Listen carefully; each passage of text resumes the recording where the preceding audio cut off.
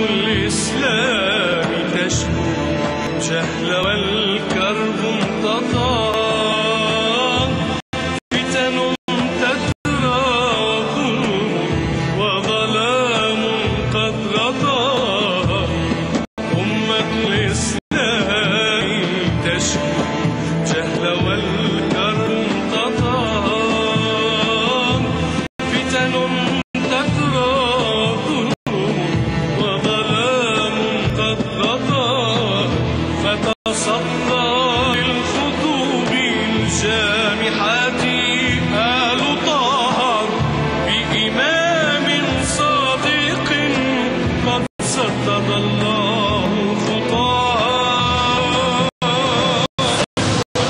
من أصلياء والسليل الأنبياء، ده إمام الفقهاء واسمه في الدين يذكر، إنه الصادق جعفر، إنه الصادق جعفر، إنه الصادق جعفر.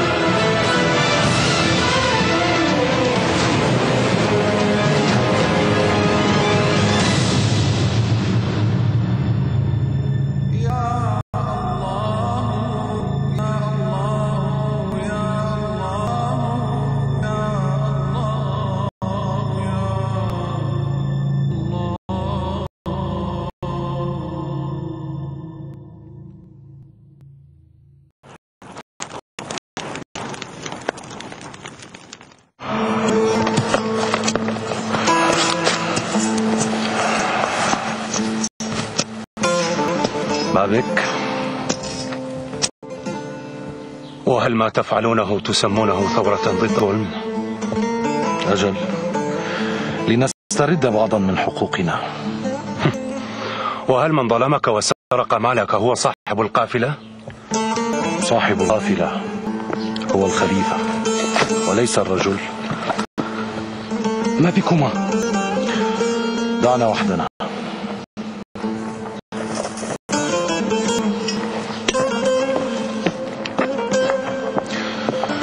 أنا أسمعك.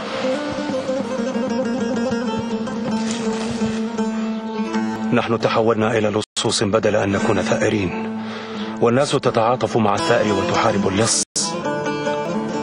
هل قتل أبي لأنه كان لصا أو قاطع طريق؟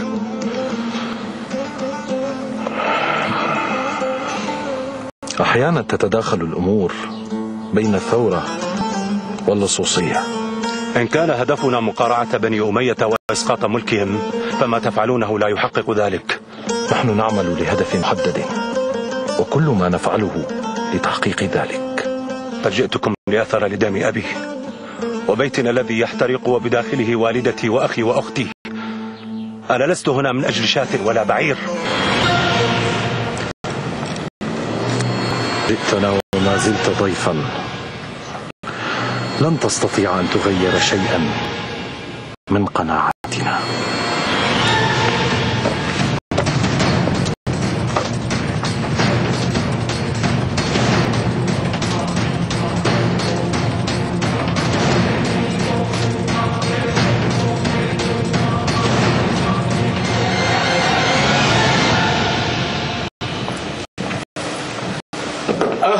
أهلا وسهلا بك يا أبا المستهل. أهلا وسهلا.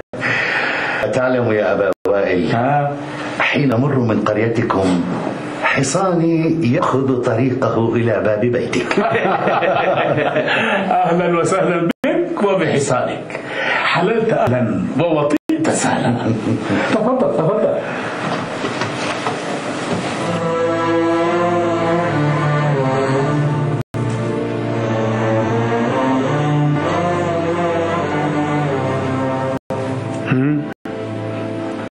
ما وراءك يا أبا المسهل؟ ورائي ما لا يسر ولا يطمئن. أفصح. بصراحة أنا هارب من جند الخليفة. لا حول ولا قوة إلا بالله. لا عليك، أنت هنا بأمان الله.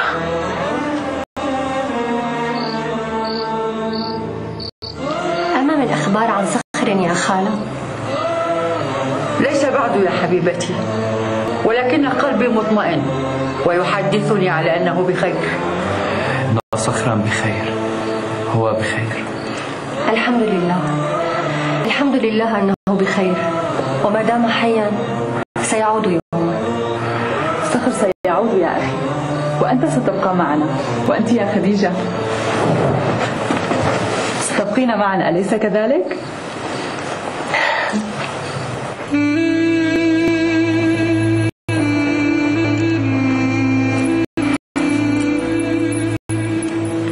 ما بك يا أبي؟ من أيام أنت مشتت الذهن وعلى غير حال. لا شيء،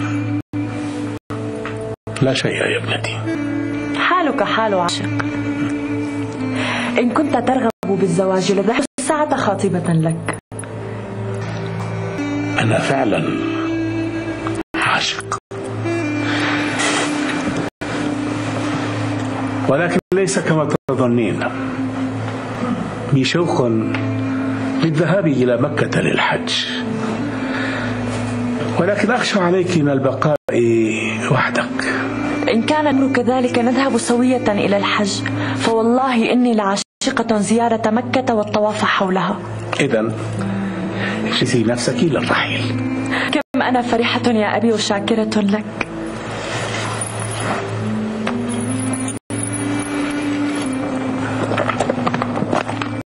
صخر، ألا تريد أن تبدل رأيك؟ ليس لي مكان بينكم. لهذا الحد بيتنا؟ ليت الأمر يكون في حدود الحب والكراهية، لكان الأمر هينا. طالما أنك مغادر لا محالة، إياك والعودة إلى البيت. ستعجل في حتفك وحتف أهلك. أنا أعرف أنهم يترصدون عودتي، وأبقوا على أهلي ليصطادونني هناك، وإلا لقتلوهم.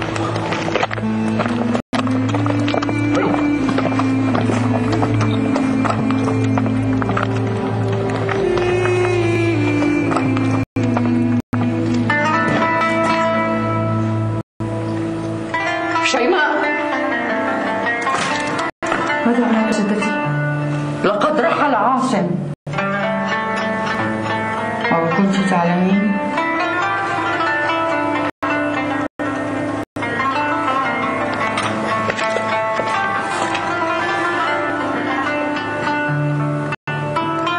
حتى أنت أيضا تركتني ورحلت.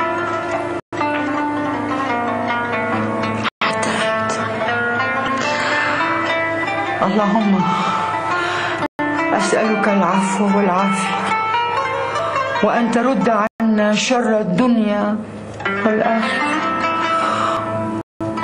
ولا تفجعني بأحفادي كما فجعت بابن هاشم. أعدهم إلي سالمين يا رب العالمين. سالمين.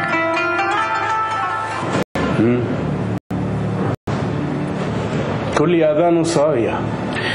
عماه، أريد مبلغا من المال. وما حاجتك إليه؟ أريد أن أبدأ به عملي الجديد، أو لنقل أريد أن أتاجر به. لتبذره كما بذرت ثروة أبيك؟ ما أطلبه هو قرض وليس صدقة.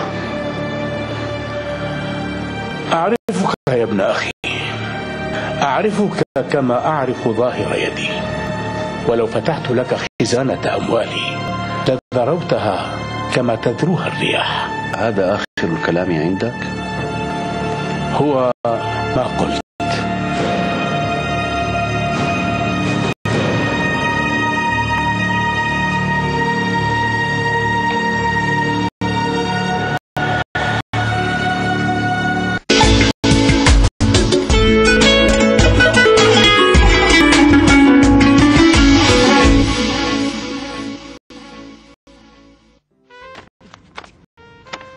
اعلموا مو طويلة. أمتي الفريزة. يا حج أمة الفريزة شنو؟ هاي يمكن سلام بالهندي اللي نحاطها بالنص. ولا تيفو يا مولدي تيفو حجية لا تظلين تنطنطين. دا يقول لك ولا تيفو يعني ماكو تيفو.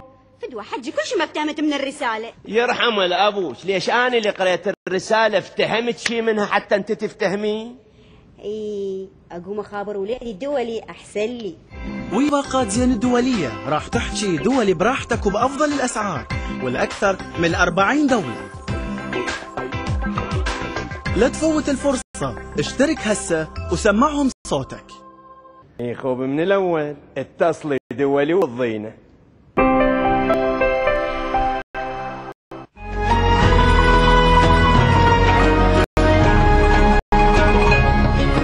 الطمع هو تمني ما في أيدي الناس ويعطوه ما عندهم ويكون ذليلا مهينا عندهم.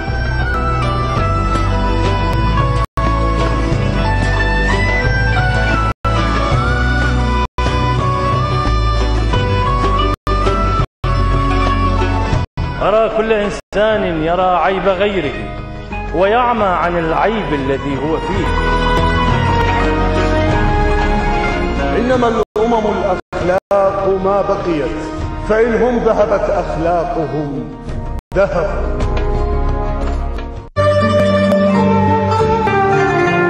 قال النبي الأعظم محمد صلى الله عليه وآله وسلم: الصوم في الحر جهاد.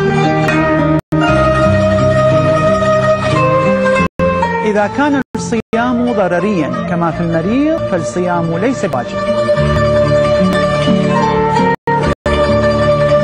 قال النبي الأعظم محمد صلى الله عليه وآله وسلم: الصوم جنة من النار.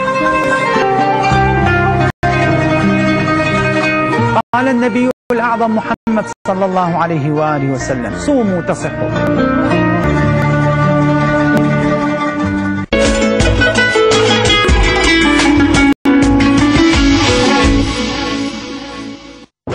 هل محمل الحج جاهز للمسير غدا؟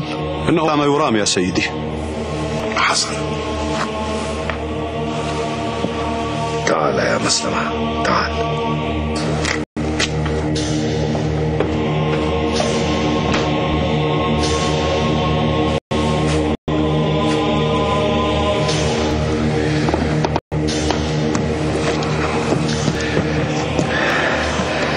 لكأني أراك متعاطفا مع زيد والكميت ضد أبيك وضد بني أمية.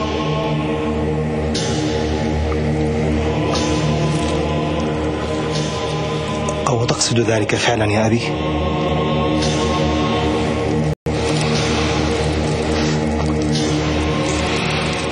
انصرف. أمرك يا أبي.